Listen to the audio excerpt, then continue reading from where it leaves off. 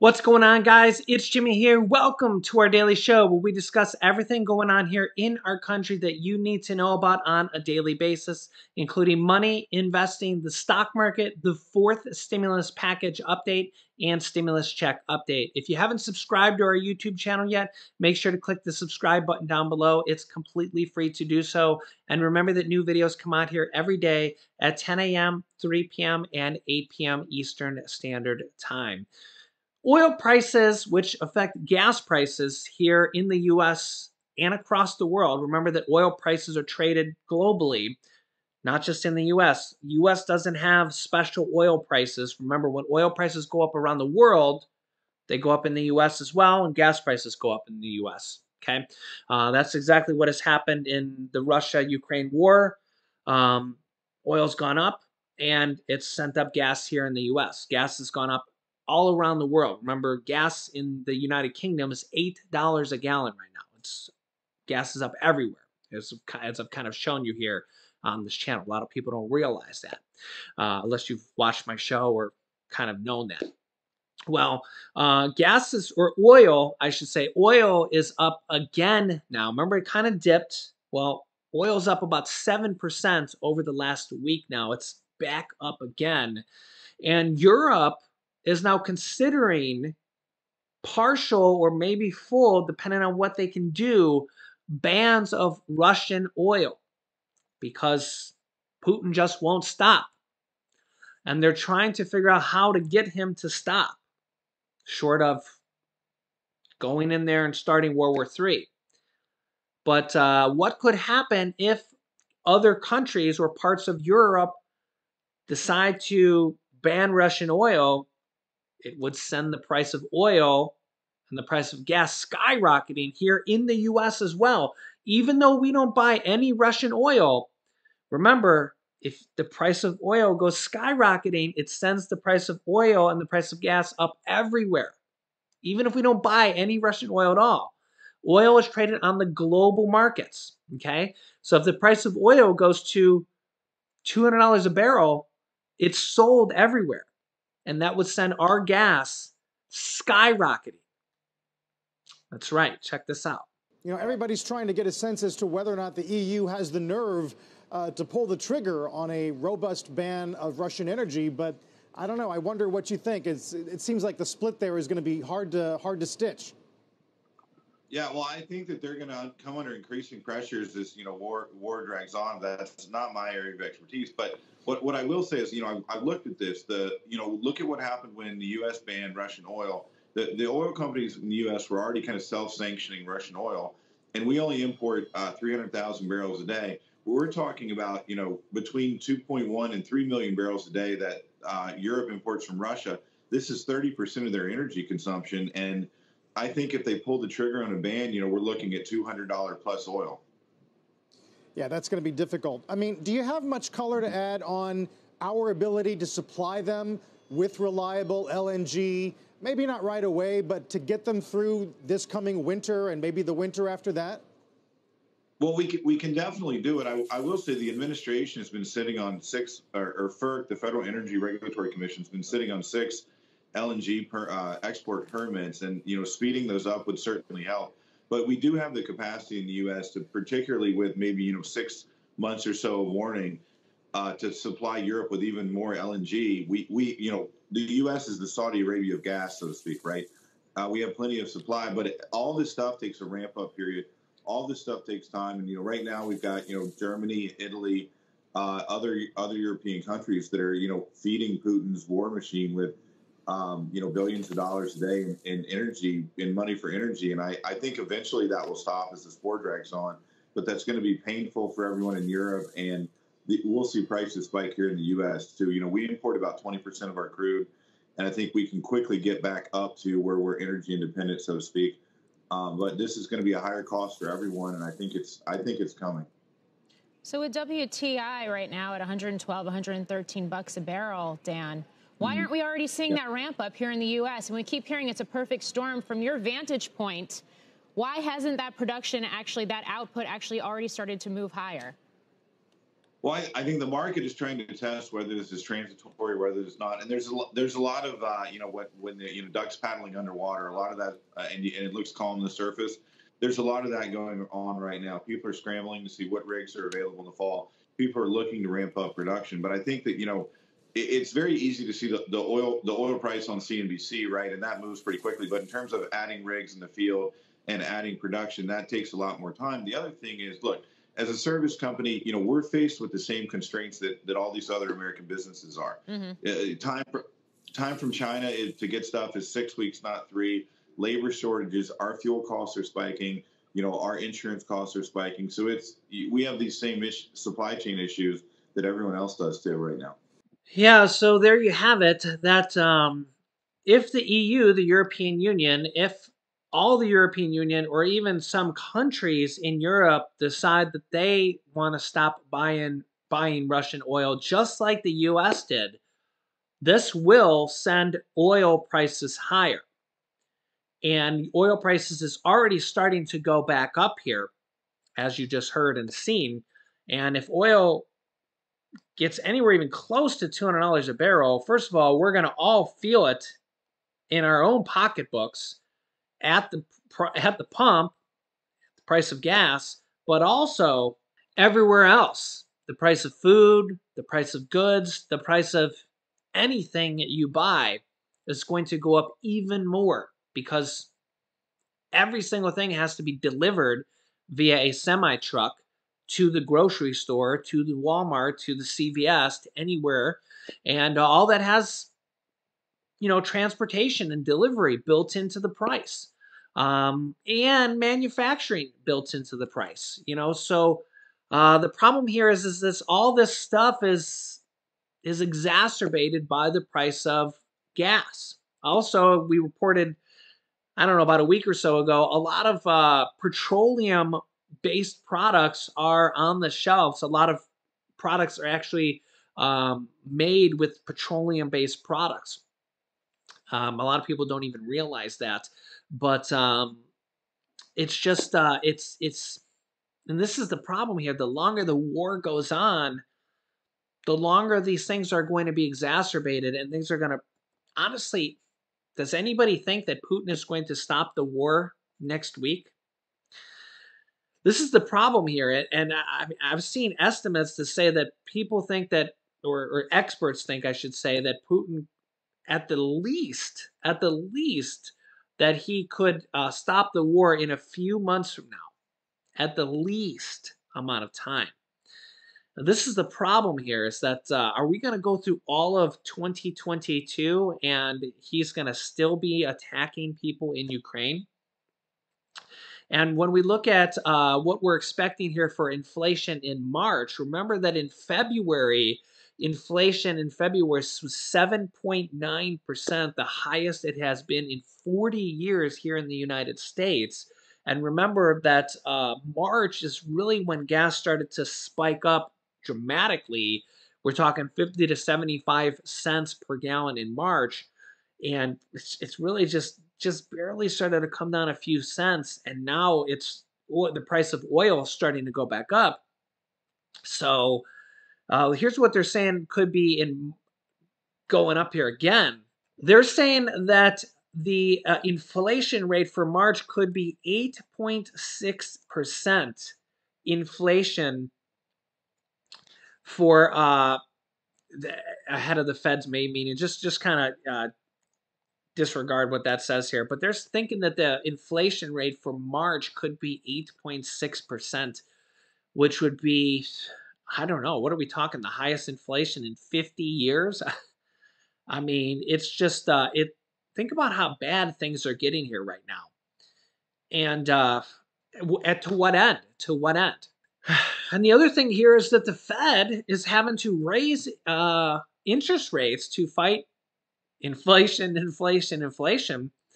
which is honestly, and I'm not an economist, but I understand everything what they're doing. I'm not an economist by degree, but I could be.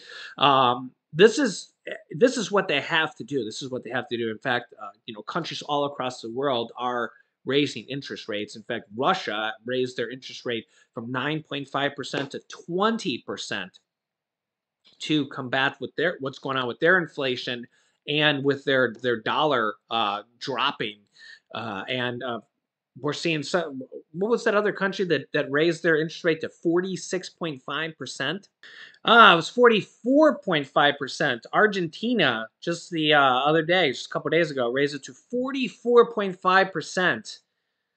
Like I said, things are could be a lot worse, and they are a lot worse in a lot of other countries. Our Fed rate is actually still near zero. I think it's 0.25% and 0.5%.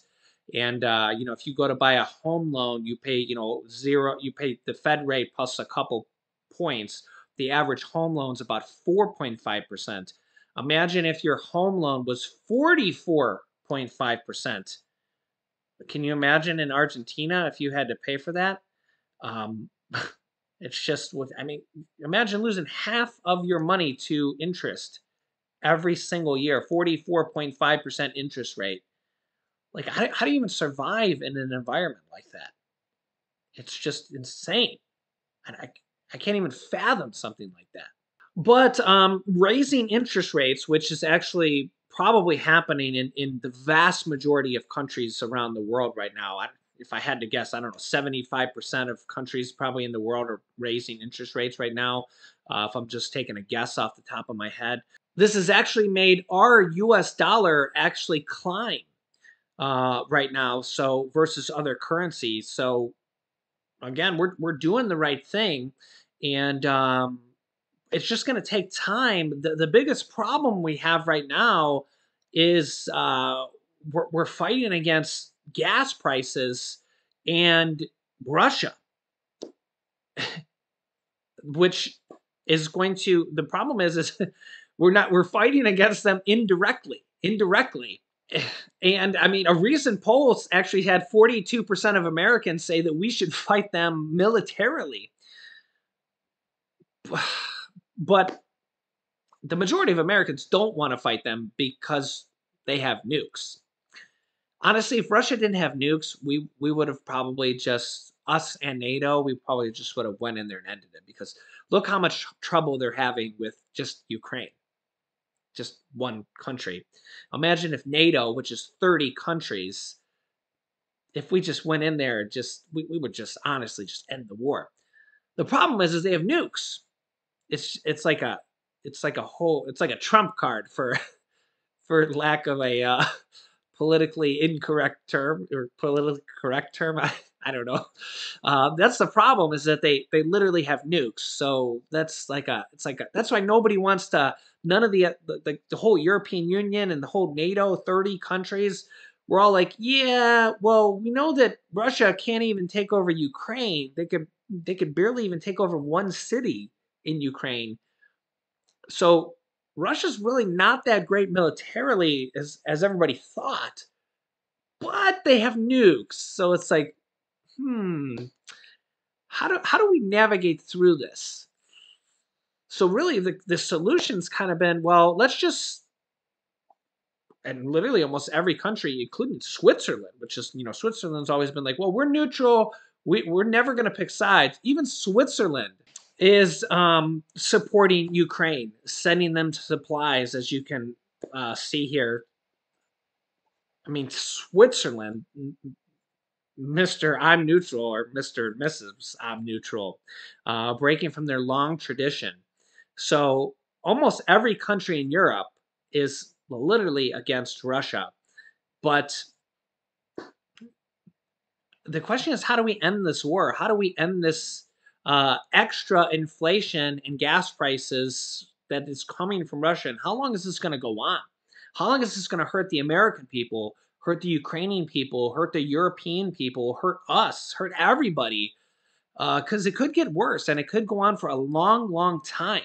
And that's really why, when we think about us here at home and how many people are hurting financially, think about how many people were hurting from the pandemic to begin with, 2020, 2021.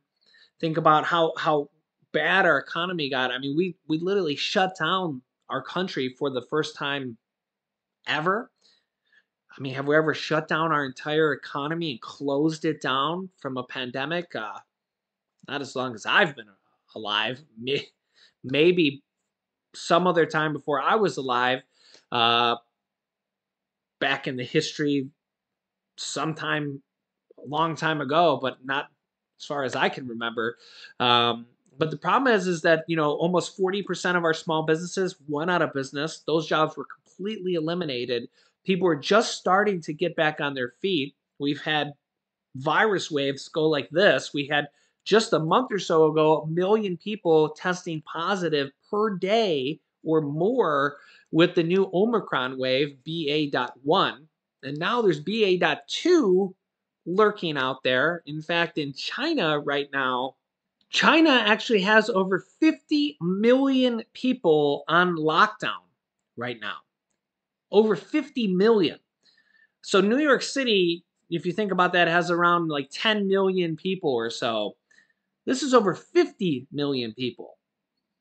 So just think about that. I mean, that's unbelievable. And the lockdown in China is like full-blown lockdown. You're not allowed to leave your house.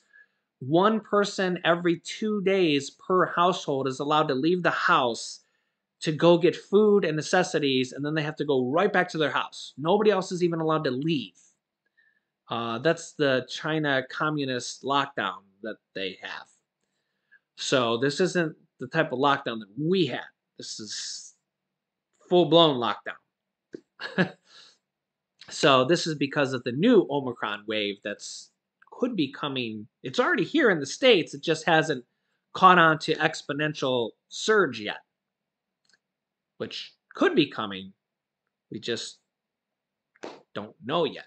And again, you got to think if that happens again, imagine what that's going to do to businesses, do to people's jobs, do to people's finances again. And then think about inflation, what's happening already.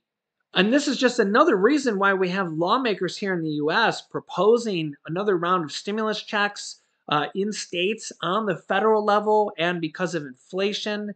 If you watched my last video, we just went into detail about all the different stimulus checks on the state level. We actually just had several states pass state stimulus checks on multiple different amounts, several $100s up to $1,000 or more for some states. And on the federal level as well, could be coming here soon because of the price of gas, the price of inflation, the price of groceries, the price of everything. Inflation is just so tough right now because of everything right now. It's just insane. It's just insane. And if you didn't watch that video, I'll link you to that video right now. You definitely need to watch that video. It's such a good video. We go over all the different stimulus checks on the state level. There's like over a dozen of them right now that are either proposed or being passed, as well as the stimulus checks on the federal level that are just coming out for everybody on the national level. So if you didn't watch that, I'll link you to that right now. But if you haven't subscribed to our YouTube channel yet, make sure to click the subscribe button down below right now. It's completely free to do so. New videos come out here every day at 10 a.m., 3 p.m., and 8 p.m. Eastern Standard Time. Remember those times so you don't miss out on new videos. After clicking the subscribe button, click the bell icon to get notifications when we go live with new videos. Click this video right here to watch the video I was just telling you about with all the details about the new stimulus checks, some that have been passed and some that are being proposed right now. So if you haven't watched that yet, click that video next. Thanks for watching, guys, and I'll see you in the next video.